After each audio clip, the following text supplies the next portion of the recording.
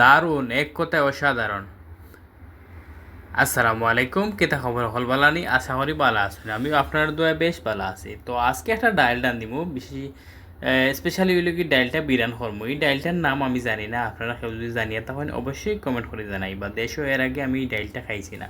প্রথমে আমি ডাইলটারে 1 ঘন্টার মতো সিদ্ধ করে লিছি। সিদ্ধ করিয়ে এখন আমি ফ্রাই করার লাগে রসুন, কাঁচামরিচ, টমেটো, পেঁয়াজ এবং ডুলা পাতা সবটা বারিক বারিক করে খাটিয়ে এক সাইড হয়ে রাখি দিই, আর যাতে একলগে আমার খাম শেষ হয়ে যায় গিয়া।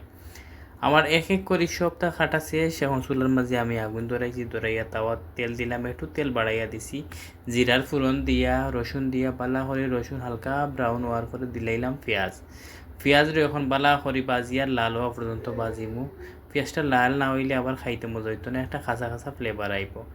তারপরে ইনো আমি অ্যাড করলাম টমেটোরে বালা করে মিক্স করার পরে এর উপরে আমি ডালে দিব গুঁড়া মশলা এবং লবণ। প্রথমে লবণ ডালছি, তারপর এক এক করিয়া সব ধরনের গুঁড়া মশলা ডালবো এর মাঝে।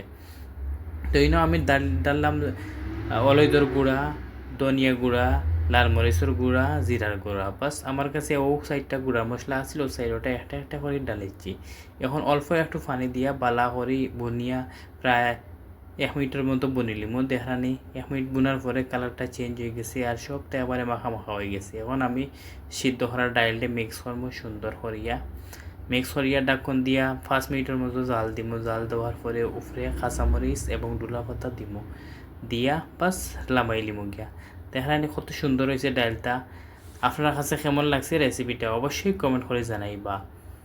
ভালো থাকবা, সুস্থ থাকবা, দেখা হইব অন্য কোনো ভিডিওত।